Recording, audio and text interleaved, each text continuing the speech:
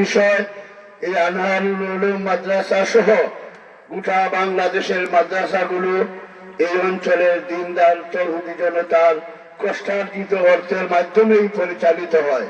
অথচ আজ থেকে 700 থেকে 800 বছর আগে এই উপমহাদেশে যখন মুঘল সম্রাটরা ছিলেন তখন মাদ্রাসাগুলো রাষ্ট্রীয়ভাবে পরিচালনা হতো।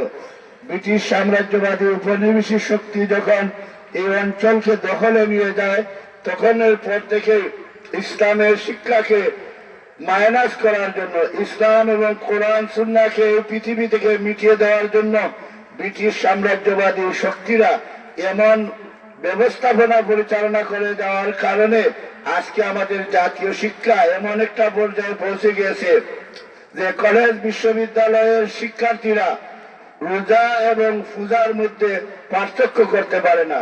দুর্ভাগ্যের বিষয় যে ঢাকা বিশ্ববিদ্যালয় বা প্রাইভেট বিশ্ববিদ্যালয়ের একজন স্টুডেন্ট সে কোরআনুল করিমকে পদদলিত করে তার ব্রেইনের মাঝে এমন একটি প্রয়োজন ঢুকিয়ে দেওয়া হয়েছে। এর একটি মাত্র কারণ যে আজকে জাতীয় যে শিক্ষা, এই শিক্ষা ব্যবস্থা দ্বারা এই জাতির পরিবর্তন করা সম্ভব নয়। হক্কানি উলামায়ে কেরাম প্রতিটি অঞ্চলে দ্বীনি শিক্ষা কার্যক্রমের জন্য চেষ্টা করে যাচ্ছেন।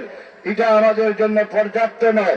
জাতীয় শিক্ষার মধ্যে যদি কোরআন এবং সুন্নাহ ভিত্তিক নামাজ, রোজা, হজ, যাকাত এই সময় বিষয়গুলি না থাকে তাহলে আজকে যেভাবে আপনার আমার ছেলে, আপনার আমার সন্তানরা বাবার কথা শুনে না, মেয়ে তার মায়ের কথা শুনে না, এই অবস্থা চলতে থাকলে একদিন এই দেশের সার্বভৌমত্ব, এই দিন এই দেশের মুস্তাকানে ওলামায়ে কেরামের হাতকে শক্তিশালী করে আমি আপনাদের কাছে অনুরোধ জানাচ্ছি, জমিয়ত উলামায়ে ইসলাম উলামায়ে কেরামের দল আর এই দলের পক্ষ থেকে সিলেট 1 নির্বাচনী এলাকায় আমাকে হুকুম করা হয়েছে, আল্লাহ পাক যদি সুযোগ করে দেন এবং আগামী নির্বাচনের যদি পরিবেশ হয় ইনশাআল্লাহ আমরা কোরআনের পক্ষে এই দেশের স্বাধীনতা সার্বভৌমত্বের হেফাজতের জন্য এই বাংলাদেশের শাহজালাল শাহপরান 360 আউলিয়ার পূর্ণভূমির 1 ইঞ্চি মাটিও পৃথিবীর কোন বড় শক্তির হাতে দেওয়া যাবে না। আমরা ব্রিটিশ সাম্রাজ্যবাদী শক্তিকে এই উপমহাদেশ থেকে তাড়িয়ে দিয়েছি।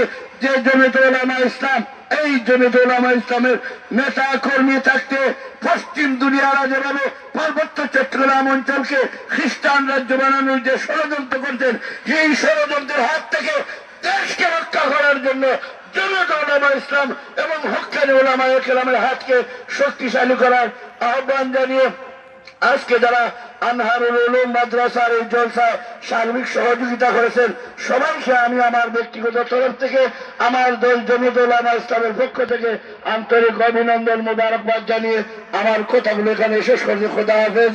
বাংলাদেশ জিন্দাবাদ। আনহারুল উলুম মাদ্রাসা জিন্দাবাদ, জিন্দাবাদ।